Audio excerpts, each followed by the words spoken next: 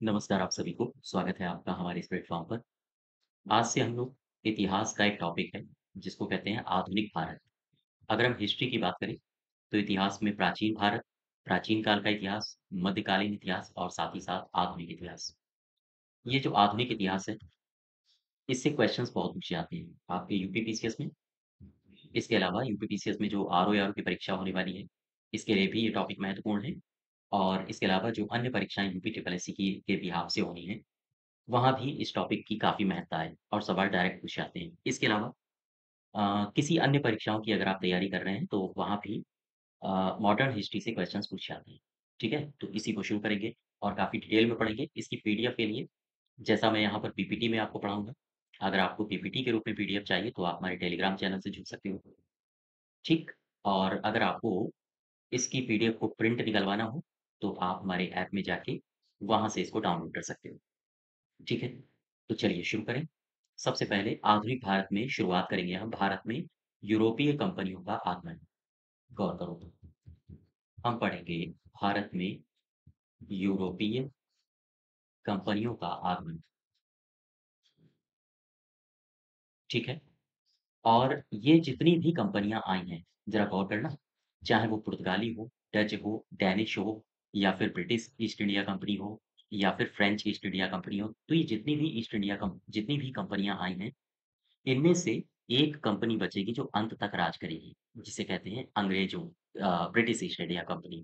अर्थात अंग्रेज़ों की प्रधानता क्या रहती है, इन समस्त यूरोपीय कंपनियों में, हम उस टॉपिक पर भी चर्चा करेंगे, ठीक है? इसी टॉपिक में अंग्रेज़ों की प्रधानता, ये कैसे प्रधान बन जाते हैं सभी ईस्ट इंडिया कंपनियों में, इसकी भी हम चर्चा करेंगे, चूँकि यहाँ से आपसे कथन कारण टाइप के सवाल पूछे जाते हैं, आजकल हर परीक्षा में पूछे जा रहे हैं। तो अंग्रेज़ों की प्रधानता या फिर भारत में यूरोपीय कंपनियों का आगमन। इसमें 3 महत्वपूर्ण जो अ, बिंदु होंगे, हम उन पर चर्चा करेंगे। जैसे प्रारंभिक परिस्थितियाँ क्या थीं? प्रारंभिक परिस्थितियाँ। आखिर कौन-सी वो परिस्थितियाँ थीं, जब यूरोपीय भारत की ओर या हम कहें पूर्वी क्षेत्र की ओर भ्रमण करना इन्होंने शुरू किया। और इसी में दूसरा टॉपिक पढ़ेंगे घटनाक्रम। कौन-सी यूरोपीय कंपनी किस स्टेज में आई, उसने भारत में क्या-क्या कहाँ-कहाँ उसने अपनी फैक्ट्री इस्टैब्लिश करी और भारत में कहाँ-कहाँ पर उसने व्यापार करने का प्रयास किया। और इसके अलावा उस समय मुगलिया सल्तनत भारत में थी, दिल्ली की सत्ता पर काबिज़ थी, तो उनके संघर्ष कैसे हुए भारत में मुगलों से, ठीक है? इन सब की आपस में चर्चा करेंगे और साथ ही साथ ये जो कंपनियाँ आ रही हैं, चाहे ब्रिटिश ईस्ट इंडिया कंपनी हो या फिर पुर्तगाली हो, ये भी आपस में लड़ेंगी, अपने-अपने इंटरेस्ट के आधार पर। तो हम उसकी भी चर्चा करेंगे। घटनाक्रम में सबसे पहले आप पढ़ोगे पुर्तगाली के बारे में और पुर्तगालियों का इतिहास आप पढ़ोगे 1498 से लेकर 1961 तक, ठीक? इतना लंबा-चौड़ा इनका इतिहास है, सबसे पहले आए थे और सबसे बाद में ये जाते हैं। इसके अलावा आप पढ़ोगे डच के बारे में, डच या फिर हॉलैंड या फिर आप इन्हीं को नीदरलैंड कह सकते हो, ठीक? इनका इतिहास कब से कब तक आपको पढ़ना है? 1605 से लेकर 1605 से लेकर 1759 तक। ये इनका इतिहास है। इस दौरान इन्होंने क्या-क्या काम किए, कौन-कौन सी फैक्ट्रियाँ एस्टैब्लिश करी, कौन-कौन से युद्ध लड़े, उन सभी की जानकारी रखी गई।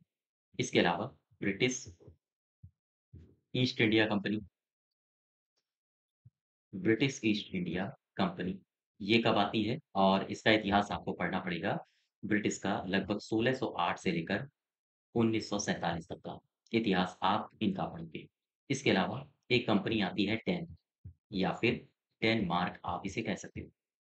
साथ ही साथ इसे डैनिश भी कहा जाता है, तो इनका एक छोटा-सा इतिहास है, बहुत लंबा-चौड़ा नहीं है। 1616 में आते हैं और 1745 में अपनी फैक्ट्रियाँ बेच के भाग जाते हैं। चूँकि यहाँ पर बहुत सारी कंपनियाँ आपस में लड़ रही थीं। इसके बाद आप पढ़ोगे फ्रांसीसी के बारे में। फ्रांसीसी ईस्ट इंडिया कंपनी या हम कहें फ्रेंच ईस्ट इंडिया कंपनी, ठीक है? इनका इतिहास आप पढ़ोगे 1767 से लेकर 1953 1953 यानी आज़ादी के बाद तक। चूँकि आप केरला या तमिलनाडु में जाओगे तो वहाँ पर पांडिचेरी कराईकल, माहे ये सारी की सारी बस्तियाँ हैं। तो आज़ादी के बाद तक का इनका इतिहास देखने को मिलता है भारत में।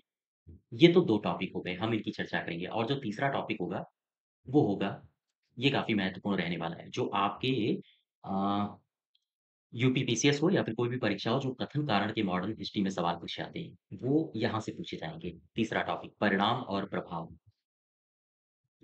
परिणाम और प्रभाव। ये जो ब्रिटिश ईस्ट इंडिया कंपनी हो या फिर कोई भी कंपनी, चाहे फ्रेंच हो या डेनिश हो, डच हो या फिर पुर्तगाली हो, ये जब आए, तो आने पर प्रभाव क्या पड़ा भारत में? भारत की संस्कृति कैसी हो गई? जैसे जो भी यूरोप से आते थे, अब जैसे आप वर्ल्ड मैप देखोगे, तो यहाँ पर यूरोप है, ठीक है? और फिर जब आप ईस्ट की तरफ जाओगे, तो आपका रसिया पड़ेगा और रसिया से ठीक नीचे की तरफ जब आप आओगे, तो कुछ इसी प्रकार से यहाँ इंडियन ओशन और भारत, फिर आगे जब जाओगे तो आपका इंडोनेशिया, जावा, सुमात्रा, मलेशिया वगैरह-वगैरह, यहाँ पर सारे के सारे देश हैं। तो कहीं न कहीं जब आप पूर्व की ओर जाओगे, यानी ये है यूरोप और यूरोपीय अपने देश से निकल के ये पूर्व की ओर आ रहे थे और इनका रास्ता क्या था? रास्ता एक तो थल मार्ग था और दूसरा था एक रास्ता कि ये समुद्र से आएँ वापस, जैसे यहाँ पर स्पेन है, पुर्तगाल है, तो यहाँ से निकले और नीचे है अफ्रीका। ये पूरा का पूरा क्षेत्र अफ्रीका और इसी में नीचे अफ्रीका के नीचे दक्षिण से होते हुए ये भारत पहुँचे। तो रास्ता काफ़ी लंबा था और जब ये आते हैं भारत में तो उसका प्रभाव क्या हुआ? ये टॉपिक आप पढ़ोगे, उसका परिणाम क्या हुआ? भारत में जब ये आए तो कई सारी क्रिश्चियन मिशनरीज़ लेकर आए या भारत में ईसाई धर्म का प्रचार करना है। ठीक? तो कल्चरली भी भारत में परिवर्तन आया था। अब ये क्या है? कौन-कौन से परिवर्तन आए? इस टॉपिक में हम लोग पढ़ेंगे। तो यहाँ केवल और केवल 3 पॉइंट्स पर फ़ोकस करना है, यूरोपीय कंपनियों के भारत आगमन पर। कौन-कौन से? प्रारंभिक परिस्थितियाँ कौन थीं? घटनाक्रम, ये काफ़ी बड़ा टॉपिक है। इसमें हर एक कंपनी के बारे में आप अलग-अलग टॉपिक पढ़ोगे। ठीक? पुर्तगाली के बारे में, डच के बारे में, British East India Company, Dane के बारे में और फ्रांसीसी के बारे में। तो घटनाक्रम क्या रहा? इसके बाद फिर हम परिणाम और प्रभाव, भारत की परिस्थिति में प्रभाव क्या? ठीक है? तो सबसे पहले आओ शुरू करते हैं प्रारंभिक परिस्थितियों में। यूरोपीय कंपनियों का भारत आगमन, उसमें प्रारंभिक परिस्थितियाँ क्या थी? क्यों ये लोग भारत की तरफ आए? क्यों ये लोग पूर्व क्षेत्र की तरफ आए जैसे इंडोनेशिया, जावा, सुमात्रा, मलेशिया में? देखो, सबसे पहले हम पढ़ेंगे प्रारंभिक परिस्थितियाँ। तो कुछ ऐसी परिस्थितियाँ व्याप्त थीं या फिर कुछ ऐसे संयोग बने जिसकी वजह से ये लोग इधर की तरफ मूव किए। कौन-कौन सी परिस्थितियाँ थीं? आओ ज़रा समझते हैं। यानी कि यूरोपीय पूर्व की ओर क्यों आए? हम इसकी चर्चा कर रहे हैं। सबसे पहला तो यही था कि जो पूर्वी संपदा का आकर्षण था, वो काफ़ी व्याप्त था। आम तौर पर सर्दियों में मांस को खाने के लिए मसाले चाहिए थे और मसाले पूर्व की ओर मिल रहे थे। तो कहीं न कहीं जो पूर्वी संपदा थी, उसका आकर्षण यूरोपियों के ज़हन में बैठा हुआ था। दूसरा, हर एक धर्म अपना-अपना प्रचार कर रहा था, तो ईसाई भी सोच रहे थे कि उनकी ज़्यादा से ज़्यादा आबादी हो, ईसाई धर्म का प्रचार भी उन्हें करना था। उसी दौरान लगभग 15वीं सदी के आसपास आप देखोगे तो यूरोप में सामंतवाद के स्थान पर पूंजीवाद की स्थापना होती है। तो एक नया कॉन्सेप्ट आता है और उस कॉन्सेप्ट के चलते इनको अपना क्षेत्र छोड़ना पड़ता है। तो कई सारी प्रारंभिक परिस्थितियाँ हैं, जैसे कृषि में निवेश जो हो रहा था उस समय, वो लाभ कम देने लगा। तो इस वजह से इंडस्ट्रियलाइज़ेशन की तरफ मूव किया इन लोगों ने, अर्थात कृषि में कृषि में निवेश कम, लाभ देने लगा। ठीक? एक तो ये कारण हो गया और कौन-कौन सी परिस्थितियाँ जन्म ले रही थी? यूरोप में पुनर्जागरण हुआ, पुनर्जागरण का अभ्युदय हुआ, तो इनको नए-नए रास्ते खोजने पड़े और साथ ही साथ इनको अपने यहाँ कच्चे माल की आवश्यकता हुई, अर्थात अर्थात कच्चे माल की आवश्यकता, ठीक है? और क्या परिस्थितियाँ उत्पन्न हुई? पूर्वी संपदा का आकर्षण, यानी पूर्व की ओर जो संपदा थी, उसका आकर्षण भी था इनको। जैसे आप जब पढ़ोगे, पुर्तगालियों को पढ़ोगे तो पुर्तगाली आते थे, यहाँ से भारत में और भारत से मसाला वगैरह जब यूरोप में ले जाते थे, तो लगभग 60-60 गुना ये ज़्यादा माल कमाते थे, यानी ज़्यादा लाभ कमाते थे। तो इस वजह से पूर्वी संपदा का आकर्षण भी इनको कहीं न कहीं खींच रहा था अपनी ओर और ईसाई मत का प्रचार करना, ईसाई मत का प्रचार करना। तो कई सारे ऐसे कारण थे, जिन कारणों की वजह से ये परिस्थितियाँ उत्पन्न हुई कि ये पूर्व की ओर जाएँ। ठीक है। इसी दौरान एक काम और हुआ। काम ये हुआ पहले ये लोग थल मार्ग से आते थे, लेकिन 1453 में 1453 में एक घटना घट गई। घटना ये घटी कि कुस्तुनतुनिया क्षेत्र पर तुर्कों ने आक्रमण कर दिया। ये था कुस्तुनतुनिया, गौर करना। कुस्तुनतुनिया पर या हम कहें कुस्तुनतुनिया क्षेत्र में तुर्कों के आक्रमण से तुर्कों के आक्रमण से ये जो पूरा का पूरा क्षेत्र था, यह क्षेत्र तुर्कों के अधीन हो गया। ठीक? अब जब तुर्कों के अधीन हो गया, तो अब मुझे बताओ जो ये लैंड मार्क से या हम कहें लैंड रूट से भारत की तरफ आ रहे थे या पूर्व की तरफ जा रहे थे, तो इन्होंने अ, तुर्कों ने एक बैन लगा दिया और कहा कि अगर आपको पूर्व की तरफ व्यापार करना है, तो आप हमारे मार्ग का इस्तेमाल नहीं कर पाओगे। अर्थात कुस्तुनतुनिया पर जो आक्रमण हुआ, जो तुर्कियों का कब्ज़ा हुआ, उसका परिणाम ये निकला कि पूर्वी और पश्चिमी देशों के मध्य जो संपर्क स्थापित करने वाला मार्ग था, उस पर तुर्कों का अधिकार हो गया था। जैसे ये है पश्चिमी देश और ये रहे आपके पूर्वी देश। इनके बीच में जो लैंड मार्क था, रास्ता था आने-जाने का, उस रास्ते पर अधिकार हो गया अब तुर्कों का। तो इन्होंने मना कर दिया, बोले अब अगर आपको पूर्व से व्यापार करना है, तो आप इस रास्ते से होकर नहीं जाओगे। अर्थात तुर्कों ने अपने क्षेत्र में पश्चिमी देशों को पूर्वी देशों के साथ व्यापार करने से इनकार कर दिया। अब होता क्या है? होता ये है कि सपोज़ करो ये है यूरोप, ठीक? और यूरोप में नीचे की तरफ जब आप आओगे, तो यहाँ पर हॉर्न ऑफ अफ्रीका और हॉर्न ऑफ अफ्रीका में ये वाला जो क्षेत्र है, अफ्रीका, कुछ ऐसा बनेगा, ठीक? और यहीं पर है भारत। इस तरफ से आप जब देखोगे, ये भारत है और ऊपर चाइना वगैरह सारे के सारे। अब इधर की तरफ जब आप आओगे, तो यहाँ पर जो समुद्र है, अटलांटिक ओशियन और इधर की तरफ है इंडियन ओशियन। ये पूरा का पूरा हिंद महासागर है और इसमें जो पश्चिमी तट है, वो है अरब सागर और जो पूर्वी तट है, वो है बंगाल की खाड़ी, ठीक? तो अब इन्होंने चाहे वो स्पेन के नाविक हों, चाहे वो पुर्तगाल के नाविक हों, इन नाविकों के पास केवल और केवल एक ही रास्ता बचता था कि या तो लड़ाई-झगड़ा करें तुर्की से और रास्ता खाली कराएँ या फिर ये समुद्र के रास्ते से कोई नया रास्ता खोजें पूर्व की ओर जाने के लिए, ठीक है? तो यही कारण था कि क्रांतिकारी फिर खोजें भी शुरू हुई और उस समय क्रांतिकारी खोजों की मैं बात कर रहा हूँ, तो मैं बात कर रहा हूँ 15वीं सदी की और 15वीं सदी में कई सारी क्रांतिकारी खोजें हुई, जैसे जहाज़रानी निर्माण का काम शुरू हुआ और दिशा सूचक यंत्र भी बनाए गए, जो कि जब नाविक समुद्र में उतरेगा और अपने देश से बहुत दूर जाएगा, तो उसे दिशा भ्रम ना हो उसे, तो दिशा सूचक बहुत सारे यंत्र भी बनाए गए और उन्हीं यंत्रों के माध्यम से, जहाज के माध्यम से इन्होंने नए-नए देशों की खोज की। आओ देखो समझते हैं। क्रांतिकारी खोजें, गौर करो। क्रांतिकारी खोजें, कौन-कौन सी खोजें हुई उस समय? चूँकि समय की माँग थी, मैं बात कर रहा हूँ 15वीं सदी की। 15वीं सदी में कौन-कौन सी खोजें हुई? सबसे पहली बात, जहाज़रानी, चूँकि आप समुद्र से मार्ग खोजोगे तो जहाज़रानी आपको नौ परिवहन अच्छा करना पड़ेगा, अर्थात जहाज़रानी निर्माण और नौ परिवहन विज्ञान में प्रगति हुई। विज्ञान में प्रगति हुई, साथ ही साथ दिशा सूचक यंत्र भी खोजे गए। दिशा सूचक यंत्र का आविष्कार हुआ, ठीक है? और ये जो दिशा सूचक यंत्र हैं, इन्हें कुतुबनुमा कहा गया। कुतुबनुमा यानी कि दिशा सूचक यंत्र का आविष्कार हुआ। और उसी समय पुर्तगाल के एक राजकुमार थे जिनका नाम था प्रिंस हेनरी, जिन्हें कहा जाता था द नेविगेटर। इन्होंने आदेश दे दिया अपने नाविकों को कि जाइए, किसी भी प्रकार से पूर्व की ओर जाइए क्योंकि हमें व्यापार तो करना ही है। सर्दियों में मांस लपेट के मसालों में रखना पड़ता था, तो इस वजह से काफ़ी इनको माँग थी, काफ़ी इनकी डिमांड थी कि कच्चा माल आना चाहिए और भी कई सारी माँग कि व्यापार ठप हो रहा है। तो इन्होंने अपने नाविकों को भेजना शुरू कर दिया। इसी चक्कर में एक नाविक था जिसका नाम था बार्थोलोमेओ डियास। देखो, इसका नाम है बार्थोलोमियो डियाज़, ठीक है? नाम पूछा जाता है आपसे। ये कहाँ गया और इसने किसकी खोज की? सबसे पहले ये नाविक कहाँ का था? तो आप कहोगे पुर्तगाली था। पुर्तगाली ये नाविक था, ठीक?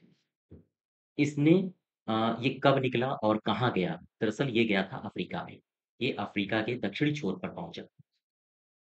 समुद्र से निकला और अफ्रीका के दक्षिणी छोर पर पहुँच गया। या हम कहें दक्षिणी सिरे पर पहुँचा। और मैं बात कब की कर रहा हूँ? लगभग मैं बात कर रहा हूँ 1487 की। 1487। और जब ये दक्षिणी सिरे पर पहुँचा था, तो उस क्षेत्र का इसने नामकरण किया और कहा, यह है Cape of Good Hope. Cape of Good Hope उसे उस क्षेत्र को कहा गया। तो बस इतनी सी बात है, आपको याद रखना है बार्थोलोम्यू डियाज़ के बारे में। इसी के साथ-साथ एक शख्स और निकला स्पेन से, जिसका नाम था कोलंबस। कोलंबस। ये कहाँ से निकला? ये स्पेन का निवासी था। अर्थात ये स्पेन का निवासी था और स्पेन के निवासी के साथ-साथ ये निकला था भारत की खोज के लिए। भारत की खोज के लिए निकला था, ठीक है? लेकिन हुआ ये कि खोज के लिए निकला और इसने कहा कि देखो, तुम लोग गए थे पूर्व दिशा में, अन्य नाविकों से इसने कहा, तुम लोग गए थे पूर्व दिशा में, भारत को नहीं खोज पाए। मैं जा रहा हूँ पश्चिम की ओर और मैं भारत को खोज लूँगा। लेकिन ये इसने भारत को तो नहीं खोजा, ये खोज बैठा अमेरिका को और अमेरिका की खोज की। ठीक? यहाँ तक बात समझ पा रहे हो? इसके बाद फिर एक शख्स आता है जिसका नाम है वास्को डी गामा। अब आपको यहाँ से चीज़ें याद करनी पड़ेंगी। चलिए, सबसे पहले देखते हैं वास्को डी गामा को, ठीक है? ये बंदा कहाँ का था? सबसे पहली बात, ये था पुर्तगाली नाविक और भारत में ये कब आया? 1498 में।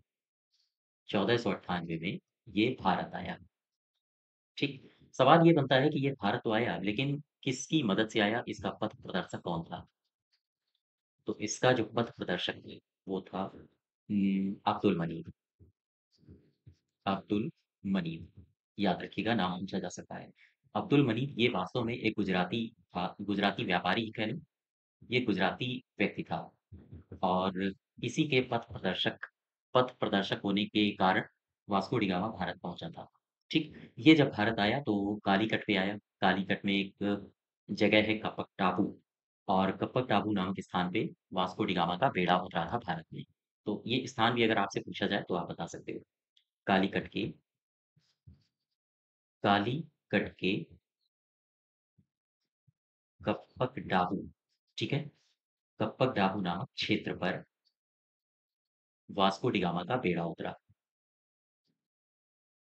वास्को डी गामा का बेड़ा उतरा था। तो ये कुछ फैक्ट्स हैं जो आपको याद करने ही पड़ेंगे। अच्छा, ये जब कालीकट पे आया तो उस समय वहाँ का राजा था जमोरिन। हालाँकि ये जो जमोरिन है ये उपाधि थी उसके पूर्वजों की, तो उसने भी इस उपाधि को धारण कर रखा था। तो वहाँ का राजा कौन था? राजा था जमोरिन, ठीक है? इसने काफ़ी इसका स्वागत किया वास्को डी गामा का, लेकिन समय बदलेगा जब वास्को डी गामा फिर से आएगा तो इसके जमोरिन के साथ कुछ कलह हो जाएगी और इसी के चलते अ, काफ़ी टसल भी रही थी जमोरिन और वास्को डी गामा के मध्य। तो ख़ैर ये हम लोग आगे पढ़ेंगे।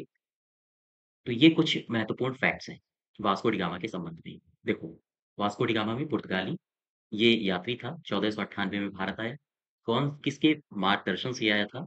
किसने इसको पथ प्रदर्शित किया था? वो था अब्दुल मनीफ और ये एक गुजराती था। कालीकट के कपटाऊ क्षेत्र पर वास्को डी गामा का बेड़ा उतरा और राजा था जम्बूरी, ठीक है? इसने यहाँ पर व्यापार किया, बहुत सारा मसाला लिया, बहुत सारा सामान लिया और उसको अपने जहाज में, अपने बेड़े में भर के वापस यूरोप लौट गया। और जब वो वहाँ जाता है, तो वो जो सामान भारत से ले गया था यूरोप में, जब उसने वहाँ पर बेचा, तो जो भाड़ा था, आने-जाने का खर्चा हुआ, उसको सबको निकाल के लगभग इसने 60 गुना मुनाफ़ा कमाया था। 60 गुना इसने मुनाफ़ा कमाया, ठीक? इतना बड़ा अमाउंट जब इसने कमाया तो जो पुर्तगाल में या हम कहें अन्य यूरोप के जो नाविक थे, व्यापारी थे, उनकी आँखें फट गईं। बोले यार इतना सारा सामान लाया और यहाँ पर सारा का सारा खर्चा निकालने के बाद भी इसने 60 गुना कमा लिया, लिहाज़ा हम भी जाएँगे। तो अब नए-नए बेड़े भारत की तरफ कहो या फिर अब कहो पूर्व की तरफ आने शुरू हो गए। ये जो वास्को डी गामा आया था, ये भारत की तरफ आने वाला पहला अभियान था, ठीक? अब आ जाओ हम बात कर लें पुर्तगालियों का दूसरा अभियान। द्वितीय पुर्तगाली अभियान। द्वितीय पुर्तगाली अभियान, यानी कि ये कौन-सा अभियान था जो भारत की तरफ आया था? आओ देखो, सन याद रखना, सन है 1500 ईस्वी, 1500 ईस्वी। और ये जो द्वितीय पुर्तगाली अभियान भारत में आया था, ये किसके नेतृत्व में आया था? नाम याद रखना। इसका नाम पूछा जा सकता है, पेड्रो अल्ब्रेज कैब्राल। पेड्रो अल्ब्रेज कैब्राल, इसके नेतृत्व में ये अभियान आया था। ये तो द्वितीय अभियान है। अब आएगा तीसरा अभियान फिर से पुर्तगालियों की तरफ से। चूँकि आप देखो ना 60-60 गुना जब लाभ कमाओगे तो ज़ाहिर-सी बात है हर एक की नज़र आएगी आपके ऊपर कि भारत में बहुत माल है। तो वहाँ से फिर चलना उन्होंने शुरू कर दिया अपने-अपने अभियान, अपने-अपने दस्ते लेकर। बहुत-बहुत जहाज आते थे, कई सैकड़ों में लोग आते थे। तो तीसरा अभियान ये क्या है? या हम कहें ये कब आया? तो देखो, तीसरा अभियान ये आया सन 1502 में, 1502 ईस्वी में। और ये किसके नेतृत्व में आया था? फिर से वास्को डी गामा आता है। वास्को डी गामा ये पुनः भारत आया। भारत आया और मैं बात कर रहा हूँ 1502 में। ठीक 1 साल बाद इसने पहली फैक्ट्री खोल दी। इसने पहली फैक्ट्री खोली और ये 1503 की मैं बात कर रहा हूँ, 1503 में। कहाँ पर खोली गई थी? नाम याद रखना, आपके एग्ज़ाम में पूछा जा सकता है, कोचीन और कई बार एग्ज़ाम में पूछा भी गया है। फिर इसके बाद दूसरी फैक्ट्री भी 1505 में खोली गई, दूसरी फैक्ट्री। और ये जो दूसरी फैक्ट्री थी, ये कहाँ पर खोली गई? ये खोली गई कन्नूर में, ठीक? याद रखिएगा। तो ये तीसरा अभियान है।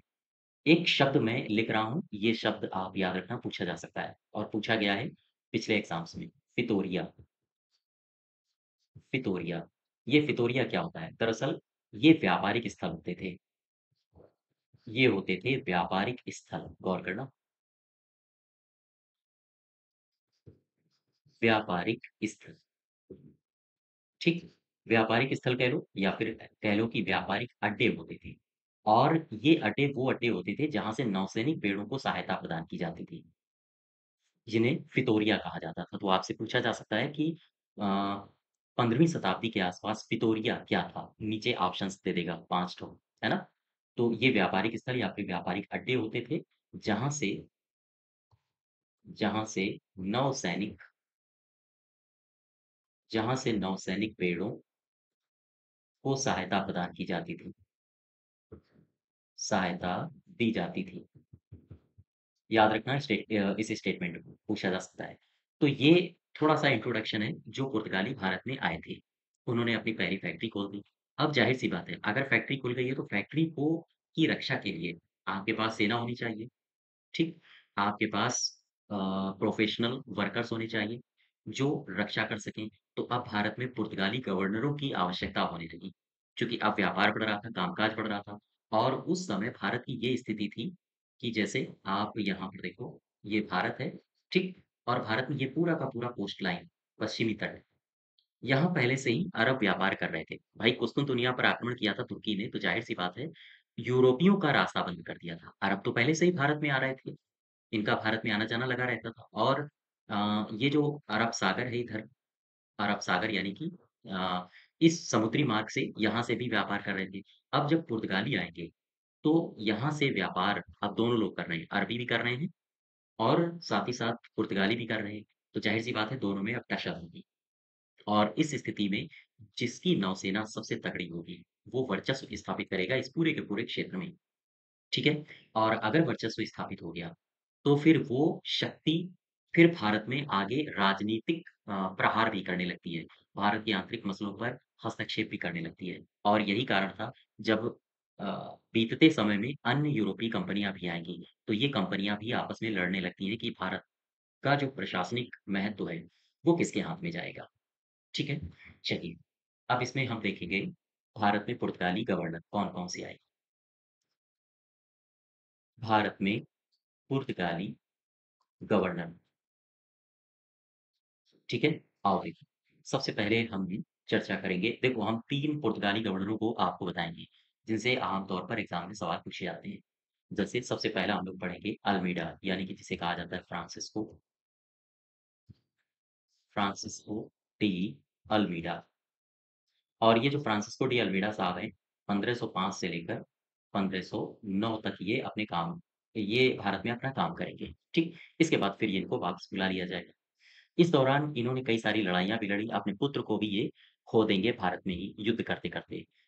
इसके बाद फिर एक पुर्तगाली गवर्नर आएगा, जो वास्तव में भारत में पुर्तगाली साम्राज्य को एस्टैब्लिश करेगा, जिसका नाम है अल्फांसो अल्फांसो आम नहीं, अल्फांसो डी अल्बुकर्क। ये काफ़ी युद्ध लड़ेगा और यही प्रभुसत्ता स्थापित कर देगा पुर्तगालियों की भारत में। इसके बाद फिर एक शख्स आता है, जो आपके एग्ज़ाम में पूछा जाता है, हालाँकि इसने बहुत सारे काम नहीं किए हैं, बस ये राजधानी का ट्रांसफ़र करता है, जिसका नाम था नीनो डी कुन्हा। अल्बुकर्क आएगा, तो ये 1509 से लेकर 1515 तक भारत में अपनी सेवाएँ देगा। इसके बाद नीनो डी कुन्हा 1529 में आता है, 1529 से लेकर 1538 तक ये रहता है, ठीक? बस इन्हीं तीनों से आपसे सवाल पूछे जाते हैं। तो सबसे पहले आओ शुरू करते हैं फ्रांसिस्को डी अल्मीडा को, उठा लो। फ्रांसिस्को डी अल्मीडा, ठीक है? इसका कार्यकाल कब से कब तक रहा है? 1505 से लेकर 1509 तक, याद रखिएगा। अब इसका कार्यकाल 1505 से 9 तक। ये 2-3 बातें फैक्ट्स पहले मैं लिख देता हूँ, उसके बाद फिर मैं इसको समझाता हूँ। तो ध्यान दो, ये पहला पुर्तगाली गवर्नर था। यह पहला पुर्तगाली गवर्नर था, ठीक है? कहाँ से इसने व्यापार एस्टैब्लिश किया था? दरअसल पुर्तगाली समुद्री साम्राज्य की स्थापना करने में इसका काफ़ी अहम योगदान है। पुर्तगाली समुद्री साम्राज्य पुर्तगाली समुद्री साम्राज्य की इसने स्थापना की और इसे कहा जाता है Estado the India, Estado the India, ठीक है? पुर्तगाली समुद्री साम्राज्य को एस्टैब्लिश करने में योगदान रहा और इसमें इसके बारे में कहा जाता है कि ये जो अल्मीडा था, दरअसल इसने एक व्यवस्था शुरू करी थी, एक नई नीति घोषित की थी। इस नीति को कहा जाता है नीले शांत जल की नीति। ये क्या है? अभी हम लोग इसके बारे में चर्चा करेंगे। नीले शांत जल की नीति। तो आपसे अगर पूछा जाए, इस नीति को लागू करने वाला कौन था? तो यही था, अल्मीडा। ठीक? अ, वास्तव में ये एक नई व्यापारिक नीति थी। तो ये एक नई व्यापारिक नीति के रूप में उभरी थी। इसके अलावा इसने एक व्यवस्था और शुरू करी थी। ये व्यवस्था क्या है? इस व्यवस्था को कहा जाता है कार्टेज़ आर्मेडा काफ़िला। लिख लो, अभी हम लोग इसके बारे में चर्चा करेंगे। ये व्यवस्था क्या है? कैसे काम करती थी? तो कार्टेज़ आर्मेडा काफ़िला व्यवस्था भी शुरू करी। दरअसल ये है क्या? वास्तव में ये समुद्री नौसैनिक सुरक्षा व्यवस्था थी। जैसे मैं एक एग्ज़ाम्पल के तौर पर आपको बताता हूँ। देखो, ये मैंने लिखा कार्टेज़, ठीक? फिर मैंने लिखा आर्मेडा और फिर मैंने लिखा काफ़िला, काफ़िला व्यवस्था। गौर करना, इस कार्टेज़ का मतलब क्या है? कार्टेज़ का मतलब होता था परमिट। काहे की परमिट? अगर आपको समुद्र में उतरना है, समुद्र से व्यापार करना है, तो फिर परमिट लेनी पड़ेगी। चूँकि पुर्तगालियों ने अरबियों को काफ़ी पीटा था, कालांतर में। कहाँ-कहाँ, कौन-कौन से युद्ध में हराया है, अभी हम लोग चर्चा करेंगे। तो उस पीटने के चलते ये व्यवस्था ये बात तय हो गई थी कि समुद्र में अब राज किसका होगा। अगर व्यापार आपको समुद्र के रास्ते करना है, तो फिर आपको परमिट लेनी पड़ेगी। और आर्मेडा का मतलब क्या था? अगर आपने परमिट ले लिया, तो बेड़ा नौसैनिक बेड़ा वो आपकी सुरक्षा करेगा, आपके माल की सुरक्षा करेगा और फिर आपका काफ़िला यानी कि जो आपके व्यापारियों का समूह होगा, वो आराम से गुज़र सकता है। जैसे कार्टेज़ आर्मेडा काफ़िला में होता क्या था, सपोज़ करो ये कुछ जहाज हैं, जो समुद्र के रास्ते जाएँगे, ठीक है? ये जहाज हैं, यहाँ से माल लेके जा रहे हैं। अगर आपने इस व्यवस्था के तहत आपने एग्रीमेंट कर लिया है, तो फिर नौसेना आपको खुद मदद करेगी। ये नौसैनिक जहाज हैं। ये एक पीछे चलता था नौसैनिक जहाज ये जो व्यापारियों का दस्ता है, ये नौसैनिक जहाज़ों के सुरक्षा में चलेगा। ये नौसैनिक जहाज है, ये नौसैनिक जहाज है। एक नौसैनिक जहाज आगे चलता था। तो ये है व्यापारी 1, 2, 3 ये सारे के सारे कौन हैं? व्यापारी। यानी ये है काफ़िला, जो व्यापार करके समुद्र के रास्ते अपने क्षेत्र में जा रहा है। और उनकी रक्षा करने के लिए ये कौन है? ये सारे के सारे इसके आस-पास सुरक्षा दे रहे हैं नौसेना के बेड़े। ये नौसेना है, नौसेना के जहाज हैं, ठीक है? तो ये है कार्टेज़ आर्मेडा काफ़िला व्यवस्था, यानी कि काफ़िला जा रहा है और उसकी सेवा के लिए, उसकी सुरक्षा के लिए नौसेना उतरती थी समुद्र में, ठीक है? तो ये व्यवस्था भी इस व्यवस्था की भी शुरुआत करी थी अ, पुर्तगाली गवर्नर्स ने। अच्छा, अब मैं आपसे चर्चा करूँगा जो अल्मीडा था, पहला पुर्तगाली गवर्नर, अल्मीडा के द्वारा कौन-कौन से युद्ध लड़े गए? अल्मीडा के द्वारा लड़े गए युद्ध, गौर करो। कौन-कौन से अल्मीडा के द्वारा युद्ध लड़े गए? जैसे अल्मीडा ने उत्तरी अफ्रीका में एक युद्ध लड़ा था और ये लड़ा था मूर से। हालाँकि ये आपके लिए महत्वपूर्ण नहीं है। भारत में जितने युद्ध हुए हैं, वो आप याद रखना। तो सबसे पहले उत्तरी अफ्रीका में उत्तरी अफ्रीका में मूर से युद्ध लड़ा। मूर से इसने युद्ध लड़ा था। ठीक? अब आ जाओ हम बात कर लें चौल का युद्ध। ये काफ़ी एग्ज़ाम में पूछा जाता है आपसे। चौल का युद्ध। ये जो चौल का युद्ध है 1508 में, याद रखिएगा। क्या हुआ इसमें? इसमें दरअसल हुआ ये कि 2 सेनाएँ थीं। कौन-कौन सी? एक मिस्र की सेना थी, ये मैंने मिस्रा लिख दिया। देखो, एक तो थी मिस्र की सेना, ठीक? और एक तरफ थी गुजरात की सेना। यानी ये जो दोनों सेनाएँ थीं, ये कंबाइंड रूप से लड़ रही थी किसके खिलाफ? बनाम युद्ध हुआ पुर्तगाली स्क्वाड्रन के खिलाफ, अर्थात पुर्तगाली नेवी के खिलाफ। और ये जो चौल का युद्ध हुआ था पहला वाला, इसमें इन दोनों ने यानी कि मिस्र की संयुक्त सेना और गुजरात की सेना, यानी इन दोनों संयुक्त सेनाओं ने पुर्तगाली स्क्वाड्रन को बुरी तरह से परास्त कर दिया। इस युद्ध में हुआ ये परिणाम एक ये निकला कि इसमें एक पुत्र था अल्मीडा का, जिसका नाम था लोरेंको डी अल्मीडा। लोरेंको डी अल्मीडा, ठीक है? ये किसका पुत्र था? ये था फ्रांसिस्को डी अल्मीडा का पुत्र था। ये मारा गया। ये इसका परिणाम निकल के आया। और जिससे फ्रांसिस्को डी अल्मीडा काफ़ी दुखी हुआ। अब चूँकि पुर्तगाल की तरफ से भेजा गया था यहाँ पे, तो ज़ाहिर-सी बात है उसको फैक्ट्री की सुरक्षा भी करनी थी। लेकिन कहीं न कहीं ये सोचता रहा कि अगर हमारे पुत्र की हत्या हुई है, तो जब तक हम जाएँगे, जाएँगे चूँकि इसका कार्यकाल अगले ही साल खत्म हो रहा है, 1509 में। तो ये सोच रहा था कि जब तक जाएँगे, जाएँगे तब तक इन दोनों को तो पटक के मारूँगा, यानी कि मिस्र की सेना और गुजरात की सेना को। ठीक? लिहाज़ा 1509 में एक फिर से युद्ध होता है। गौर करना, 1509 में एक फिर से वॉर होता है और ये जो वॉर है, इसे कहा गया दीव का युद्ध, दीव का युद्ध। इसे ही द्वितीय चौल युद्ध भी कहा जाता है। कई पुस्तकें हैं, जहाँ पर आपको द्वितीय चौल युद्ध भी यहाँ पर लिखा मिलेगा। द्वितीय चौल युद्ध। अब इस युद्ध में क्या हुआ? जो अल्फांसो डी अल्मीडा जो फ्रांसिस्को डी अल्मीडा ने कसम खाई थी कि बच्चा इसका मरा है, बदला लेना है, तो वही बदला अब वो ठीक अगले वर्ष लेगा, यानी 1508 में इसके साथ हादसा हुआ था, इसको पराजित किया गया था। 1509 में यही अल्मीडा दोनों संयुक्त सेनाओं को दोनों संयुक्त सेनाओं को अल्मीडा ने परास्त किया, ठीक है? अल्मीडा ने परास्त किया। अब ऐसी स्थिति में अल्मीडा ने ना सिर्फ अपनी हार का बदला लिया, बल्कि इसका जो पुत्र मारा गया था, उसका भी बदला लिया। और इसके बाद फिर 1509 में ही ये चला जाता है, इसको वापस बुला लिया जाता है। एक नया गवर्नर बना के भेजा जाता है। इस गवर्नर का नाम था अल्फांसो डी अल्बुकर्क। ये तो मानो तबाही था।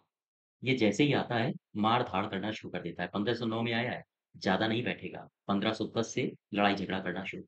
अ, अपने ही आस-पास के क्षेत्रों में जैसे बीजापुर में आदिल शाही सुल्तान का साम्राज्य था, उसको इसने पटक-पटक के मारा और उससे गोवा छीन लिया। इसके बाद 1511 में इसने मलक्का जीत लिया, 1515 में हारमुज जीत लिया। तो ये लगातार युद्ध करता रहेगा और वास्तव में पुर्तगाली शक्ति का जो भारत में वास्तविक संस्थापक माना जाता है, उसे अल्बुकर्क को ही माना जाता है। ठीक है? तो ये है फ्रांसिस्को डी अल्मीडा। देखो, एक बार इसको फिर समझ लेते हैं। 1505 से लेकर 1500 पहला पुर्तगाली गवर्नर था पुर्तगाली समुद्री साम्राज्य को की इसने स्थापना करी, एस्तादो द इंडिया जिसे कहा जाता है। इसकी जो पॉलिसी थी, वो थी नीले शांत जल की नीति। ये एक व्यापारिक पॉलिसी थी और इसने कार्टेज आर्मेडा काफिला व्यवस्था भी पुर्तगालियों में प्रचलित हुई। ये व्यवस्था क्या था? इसमें कुछ समूह जाते थे, व्यापारियों के समूह। तो अगर जो इस व्यवस्था को अपना लेता था, उसकी सुरक्षा ये नौसैनिक बेड़े लेते थे। अर्थात ये व्यापारियों का समूह जा रहा है, इसके दाएँ-बाएँ, आजू-बाजू, आगे-पीछे हर जगह सुरक्षा की ज़िम्मेदारी होती थी नौसेना की। जैसे आप जब इतिहास पढ़ोगे, तो इतिहास में एक राजा आता है। उस राजा का मुझे कमेंट बॉक्स में नाम बताओ। मैं इसकी विशेषता बताता हूँ, ठीक है? एक राजा का नाम या हम कहें राजा का उल्लेख आता है, कहते हैं कि राजा ने अपने क्षेत्र में नियम बना दिया था कि उस मान लीजिए ये कोई क्षेत्र है, यहाँ पर किसी राजा का शासन है, ठीक? कहते हैं इस राजा ने कहा था कि अगर हमारा कोई व्यापारी इस क्षेत्र से गुज़रता है और इस क्षेत्र में कई घने जंगल होते थे और अगर किसी जंगल से गुज़रता है और इस व्यापारी का सामान लूट लिया गया, तो जिस क्षेत्र में वो थाना पड़ेगा, मतलब जिस क्षेत्र के पुलिस के अंडर में वो क्षेत्र आएगा, वहाँ की पुलिस की ज़िम्मेदारी होगी इस व्यक्ति के सामान की सुरक्षा करना। तो करती क्या थी पुलिस कि मान लो ये कोई क्षेत्र है, अब व्यापारी इस क्षेत्र से गुज़र रहा है, तो इस व्यापारी के साथ कुछ ना हो तो उसकी पुलिस इसको प्रोटेक्शन देती थी। फिर जैसे ही इनका क्षेत्र समय इ इसका क्षेत्र खत्म हो जाता था, जब ये व्यापारी अगले क्षेत्र में प्रवेश करता था, तो यहाँ की पुलिस इसे यहाँ पर पिक कर लेती थी और बाकायदा बाइज्जत से अपनी सीमा से बाहर छोड़ती थी। तो इस प्रकार की व्यवस्थाएँ भी ठीक थी, है ना? तो कहीं न कहीं ये व्यवस्था थी कार्टेज़ आर्मेडा काफ़िला व्यवस्था। चलिए, अब और आगे बढ़ते हैं। अल्मीडा ने कई सारे युद्ध लड़े, जैसे उत्तरी अफ्रीका में मूर से युद्ध लड़ा, चौल का युद्ध हुआ, चौल के युद्ध में इसी की पराजय हुई। इसका एक पुत्र था लॉरेन्को डी अल्मीडा, ये मारा गया। मिस्र की और गुजरात की संयुक्त सेनाओं ने इसको परास्त किया, लेकिन ठीक अगले साल 1509 में दीव का युद्ध हुआ, जिसे द्वितीय चौल वार भी कहते हैं। दोनों ही संयुक्त सेनाओं को अल्मीडा ने जबरदस्त प्रहार किया और उनको परास्त किया और इस प्रकार से उसने न सिर्फ अपने पुत्र की मृत्यु का बदला लिया, बल्कि अपनी भी हार का बदला लिया और जाते-जाते इसने अरबों, गुजरातियों इनके सबके ज़हन में एक बात डाल दी थी कि पंगा मत लेना पुर्तगालियों की या हम कहें यूरोपियों की नौसेना बहुत तगड़ी है। और जाते-जाते इसने कहा कि मैं तो जा रहा हूँ, लेकिन तुम्हारे चाचा आ रहे हैं। अर्थात वो जो आएगा मेरा उत्तराधिकारी, वो मुझसे भी खतरनाक और उस उत्तराधिकारी का नाम था अल्फांसो डी अल्बुकर्क, ठीक? Alfonso de Albuquerque. यहाँ तक बात समझ पा रहे हो आप? अच्छा ये बंदा जब आया पहले आप इसका कार्यकाल देख लो, 1509 से लेकर 1515 यानी ये 4 से 5 से 6 सालों के लिए आया था, लेकिन पूरी तरह से 5 से 6 साल इसने तबाही मचा के रख दी। इसके बारे में 2-3 पहले फैक्ट्स लिख लो, फिर मैं इसका इतिहास बताता हूँ। इसे कहा जाता है पुर्तगाली शक्ति का वास्तविक संस्थापक, पुर्तगाली शक्ति का वास्तविक संस्थापक, ठीक है? पुर्तगाली शक्ति का वास्तविक संस्थापक। इसने मुख्यालय कहाँ बनाया? आपसे मुख्यालय पूछा जा सकता है, तो इसने मुख्यालय बनाया था कोचीन में, कोचीन, ठीक है? अब ज़रा इसकी हरकतें देखो। ये आया और पुर्तगाली जो गवर्नर थे, उनको भेजा ही जाता था कि जाते ही जाते अपना कुल मिला के साम्राज्य बढ़ाना है, जैसे भी करके। अगर अरबों को मारना पड़े, तो मारो, पीटना पड़े तो पीटो, लेकिन अपना साम्राज्य बढ़ाओ। तो ये जैसे ही आया, बिल्कुल खरा बैठा था। 1510 से इसने अपना काम करना शुरू कर दिया। 1510 में बीजापुर के आदिल शाही सुल्तान से इसने गोवा छीन लिया। बीजापुर के आदिल शाही आदिल शाही सुल्तान से गोवा छीना।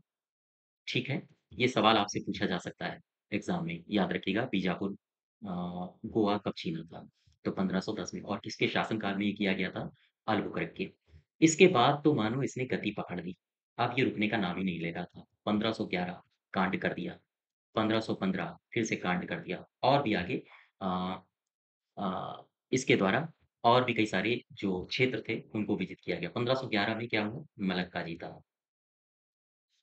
मलक्का जीता। 1515 में हारमुज़ जीता था, हारमुज़। तो आप देख पा रहे हो, मलक्का, हारमुज़, हारमुज़ से लेकर मलक्का तक, यानी कि जो पूर्वी क्षेत्र है, वहाँ तक पुर्तगालियों ने अपना साम्राज्य इस्टैब्लिश कर दिया था। हारमुज़ ये कहाँ है? अरब प्रायद्वीप, अरब प्रायद्वीप यानी इतनी शक्तिशाली इनकी नौसेना बन चुकी थी, कि पूरा अरब प्रायद्वीप से लेके भारत का जो समुद्री मार्ग था वहाँ पर और मलक्का का पूरा क्षेत्र था, वहाँ तक इन्होंने अपना साम्राज्य इस्टैब्लिश कर दिया था और पूरे के पूरे जो समुद्री मार्ग था, उस पर कंट्रोल कर लिया था। इसके बाद फिर कई सारी अन्य घटनाएँ घटती हैं, जैसे आप देखोगे ये जो अल्बुकर्क है, कहते हैं अल्बुकर्क की एक ख़ास पॉलिसी थी। अल्बुकर्क का मानना था कि हम इतने सारे लोग भारत में कैसे लाएँगे? लिहाज़ा अल्बुकर्क ने अपने ही जो इसके सैनिक थे, इसके साथ जो लोग आए थे, उनको प्रेरित करना शुरू कर दिया। बोले अगर आपको अपनी आबादी बढ़ानी है, तो भारत की ही महिलाओं से हमको विवाह करना पड़ेगा। तो हिंदू महिलाओं के साथ उसने विवाह की नीति को जारी कर दिया और सबको प्रेरित किया कि आपको भारत में आबादी बढ़ानी है, तो हिंदू महिलाओं के साथ आप संबंध बनाइए। अर्थात हिंदू महिलाओं हिंदू महिलाओं के साथ या हम कहें भारतीय महिलाओं के साथ इसने व्यापार को और जस्ट वेट हिंदू महिलाओं के साथ विवाह को प्रेरित किया, ठीक है? और भारत में उस समय सती प्रथा भी काफ़ी चरम पर थी कुछ कुछ क्षेत्रों में। हालाँकि सती प्रथा को पूर्ण रूप से एबॉलिश ब्रिटिश शासनकाल में किया जाएगा, लेकिन अल्बुकर्क ने भी अपनी तरफ से प्रयास किए थे। तो याद रखो, पूछा जाता है आपसे कि किस पुर्तगाली गवर्नर ने सती प्रथा बंद कराने के भी प्रयास किए थे? तो ये था अल्बुकर्क, अर्थात अल्बुकर्क ने सती प्रथा बंद कराने की घोषणा की, बंद कराने की घोषणा की थी, ठीक है? तो ये कुछ महत्वपूर्ण पॉइंट्स हैं अल्फांसो डी अल्बुकर्क के बारे में। यहाँ से ये कुछ पॉइंट्स आप याद रखें। इसके बाद फिर एक नया गवर्नर आता है पुर्तगाली, जिसका नाम था Nuno de Cunha, Nuno de Cunha. हालाँकि इसके बारे में बहुत सारी चीज़ें नहीं हैं, जो आप याद रखो, लेकिन बस इसमें 2-3 बातें आप याद रखोगे। सबसे पहले तो 1530 का कांड क्या हुआ था? ये आया था 1529 में और 1538 तक रहेगा, ठीक है? इसका ये कार्यकाल। 1530 में इसी के समय में इसने अपने कार्यालय को बदला था। कार्यालय कहाँ था पहले? कोचीन में था। तो कार्यालय को कोचीन से ये कहाँ ले गया? कोचीन से ये ले गया था गोवा। गोवा स्थानांतरित किया।